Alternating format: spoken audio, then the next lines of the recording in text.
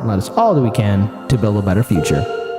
All right. Now, with that being said, we are now going to start with our guest joining us live. First time ever. We've had her on Rockfin. We've had her on Odyssey.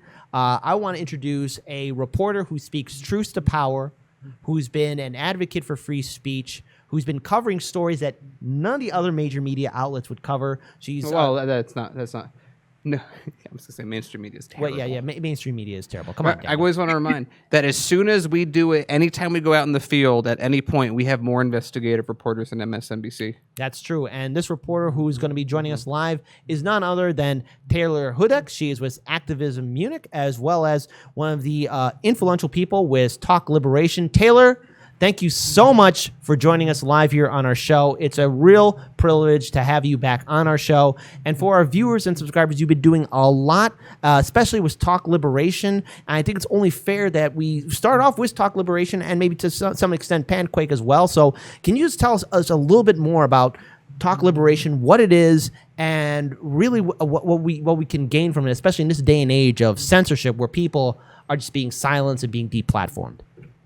Absolutely. So first of all, thank you for having me here. It is always a pleasure to come on the show, and I'm very excited to be on my first live episode with both of you. So again, thank you for having me. As you said, yes, I am very involved with the project panquake.com, and as a part of that, I am also the host of Talk Liberation's Your Worldwide Internet Report. And this is a news report that really covers the major headlines with regard to the latest in internet news. And we cover issues related to censorship, big tech, data privacy, security. We do touch on some of the sort of nefarious activities that Twitter, Facebook, and the other big tech giants are up to. And this is, again, a weekly report. Our video report is about 10 minutes, about 10 to 15 minutes. And then we also have a long form article that we produce every single week that, again, touches on the major headlines related to internet news. And this show is, again, 100% dedicated to these very specific topics. And there's really nothing else out there like this. And I would also like to say, too, for independent media such as yourself, this is a great news source to use. If you want to cover issues related to big tech, censorship, data, and privacy, please use talkliberation.substack.com and our reports, and rely on us to provide you with the latest news in relation to the internet and similar issues. We also do touch on issues related to free speech and the free press, and in particular, Julian Assange's case, which is, of course, something very important to me and many of the others who are working on this project. And again, you can find this work at talkliberation.substack.com. It is sponsored by panquake.com. And I know Hard Lens Media has been covering panquake.com. You've had Susie Dawson on, and I also believe you've had Sean O'Brien on to talk about this groundbreaking new social media. So panquake.com sponsors Talk Liberation. So if you are excited about having a new innovative social media that is not going to censor you, then you should absolutely support Talk Liberation. And we are also very active on Twitter at TL_ENG. That is for Talk Liberation English. And again, this is to keep you informed on the issues that matter most to people who are interested in the internet and who are interested in free speech and free press. And then just for $5 a month and for a discounted rate of $50 per year, you can subscribe to our Substack and join our community. And this will help give you a role in shaping your future by not allowing for these greedy social media companies to take advantage of you and to take your data and to sell your data. So again, very important initiative we are dealing with here. And then while you can pay $5 a month to join our community, by doing that, you are helping to support Panquake, and you are also helping to support our cause at Talk Liberation.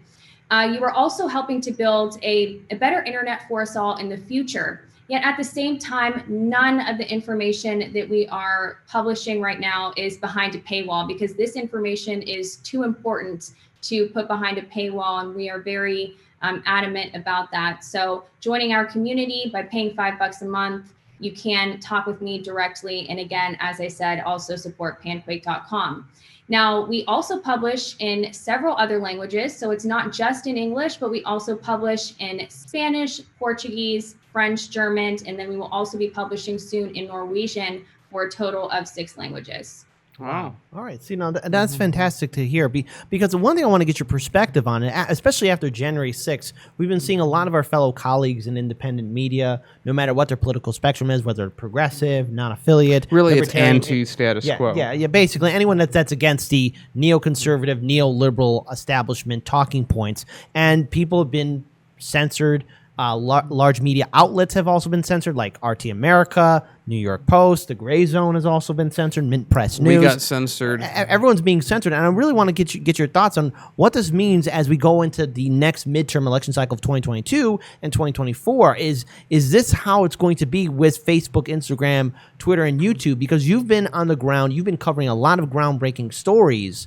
Do you see this getting worse, and do we have to look at alternatives like Odyssey, Rockfin, Panquake, and whatever else will rise up? Because it seems like there's a lockdown mentality. And I would also add, because you cover a lot of this stuff specifically with social media censorship, what do you see the trajectory is, and especially to tail right on what Kit was asking, how do you see this? What are they going to do when the election happens in midterms?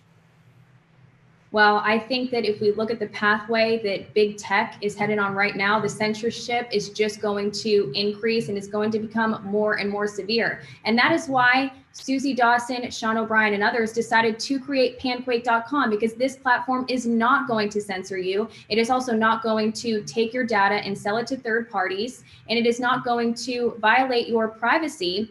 And I think that platforms like Panquake are going to be very helpful during these election periods, because people will be able to report on the elections and other issues fairly and accurately on this platform. They can promote their content and they will not be censored. Unfortunately, it seems that Twitter, Facebook, the other platforms are very much headed in the direction of really clamping down on censoring independent media voices. And we've also seen it recently with PayPal and other financial platforms coming after different social media or independent media entities. So I think we're on a troubling pathway, but fortunately we have a very strong and solid group of people with Panquake.com who are not just hoping, but they are actually building and providing real solutions.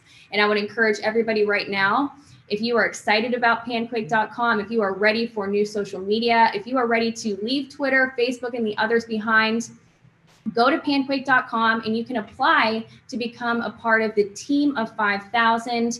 And that way you may be able to join the beta 1.0 and get a look at this platform a little bit earlier. So again, I would go to Panquake.com. And if you're interested in helping advance this project and really get it going, and so we can have this platform where we can speak honestly and freely about issues we care about, you can also donate to the project. And again, Talk Liberation, my reporting through Talk Lib is very much in relation to Panquake's efforts, and it's sponsored by Panquake, as I had said. And again, fantastic work. But now I think it's important, unless you have No, go for it. I think it's important that we get to this subject as well. In 2020, you were one of the few reporters, especially during the pandemic, to actually be on the ground in London, England, to cover the Julian Assange case. And for all those who don't know Julian Assange, he is one of the founders of WikiLeaks. WikiLeaks has a clean record. They never once had to retract a story. And Assange has been behind bars at Belmarsh Prison, wrongly, because of this antiquated law, the Espionage Act, dating back from World War I. And he's struggling day in, day out. Now, originally, when Trump was still president, the ruling from the judge indicated that he should not be extradited because the judge was worried that something would happen to Julian Assange if he was in Also, he American shouldn't prison. be extradited in general, because as of the law in England, can't extradite to a place that'll kill people. That It's America. Again, that's what the Espionage Act can do. It not only be 117 or 110 years behind bars, but also the real risk of being executed. So the thing is, if he wasn't going to be extradited, he should be released immediately. This has been madness for him. He's in jail and his for family. nothing. Yeah, and again, he's on a chopping block. So now we're seeing the Biden administration once again call for him to be extradited to the States. I think we've seen you do some posts on social media, do some video work as well, talking about this case. for our viewers what is going on, what are the current updates, and what are you going to be doing as the months get down to the point where he possibly might have to be in court again to be possibly extradited to our states? What is happening? Can you give us an update? Yeah, absolutely. So this case is progressing. Unfortunately, as you said, Julian Assange is still in Belmarsh prison, and there was recently a preliminary appeal hearing. I covered that. I was present, not physically present in the courtroom, but I covered the case remotely. And we are also covering this on talkliberation.substack.com. We've been staying up to date on the Julian Assange case there as well. But I can say that as one of the few journalists who was covering this case, we were able to see Julian Assange in this most recent preliminary appeal hearing. This was about going on about 2 weeks ago. And initially, I was wondering who this man was that the camera was focused on. And I was really confused because I didn't recognize him. And I was like, okay, who is this? I actually thought for a moment it was somebody from the previous court hearing that took place earlier that day. But the man was still on the screen. And as I looked a little bit closer, I realized it was Julian Assange. And I was just absolutely shocked. I was stunned because I did not recognize him. And it wasn't just me. Several other journalists covering this case had to do a double take because he was unrecognizable. So I think it's really important to bring up that point because I am deeply concerned about how he is being treated in this prison. And I'm very concerned about his health and his overall well-being. And again, this is an award-winning journalist whose, as you said, news organization or publishing organization, WikiLeaks, has a 100% accuracy rate in reporting. So during this hearing, unfortunately, we do not have too much good news to share here because the two judges who were hearing this case decided to expand the grounds on which the U.S. government can appeal the judge's January 4th decision in which she blocked the U.S. extradition request. So initially, a high court stated that the U.S. is not allowed to appeal on all grounds. They can appeal on technical grounds, but they couldn't appeal on the medical or factual findings. Well, now these two judges have just ruled that back, and the U.S. is allowed to appeal on the factual findings of this case. And one could easily argue that this is not an appellate issue. Appeals courts are for technical issues and technical errors that were possibly made during the court hearing or during the trial. But we're looking back now at evidence that the United States government wants to re-examine and to appeal. And again, this just once again shows the United States' desperation in targeting Julian Assange and in targeting the First Amendment. And again, this is an issue that we are covering on talkliberation.substack.com. I also cover this, of course, for Activism Munich. And as I said, Assange is still in prison right now. And the appeal hearing, the full appeal hearing, will take place on 2 days. It'll be October 27th and October 28th of this year. So it's coming up in about 2 months. Right. And that is the latest update. Isn't it? So it's like one thing that, we talk on the show and our audience knows that we try to always thread the line between making sure that we can exist on YouTube and covering stories such as with Julian. And it's just and we don't talk about him all that much, or when we talk about him, we change his name because of the algorithm. We know how it'll pick up that name just like that, and then it'll tech. What is the irony that you feel that on most major platforms that you're not even able to say the name of someone who represents a free speech case just in that front alone, and the fact that it just destroys any mention, discussion, just drops in an algorithm? What's just combined with everything that we've already talked about? What's your take on that? Right. It's a terrible direction that we are headed. And once again, it points to why we need platforms like panquake.com, because this is going to be a very vital platform for independent journalists such as yourselves to use. It's going to be very beneficial for you all. So while we are seeing the increase in censorship, there are certain keywords that'll trigger the algorithm and your content will be less visible. While that is all terrible, unfortunately, there's not a whole lot we can do about it within the platforms, but what we can do is direct our attention and our energies to new platforms like panquake.com and also other initiatives like talkliberation.substack.com that are supporting initiatives like Panquake and are also covering these issues. So I know this is something that you both care about very much, the censorship, the data gathering.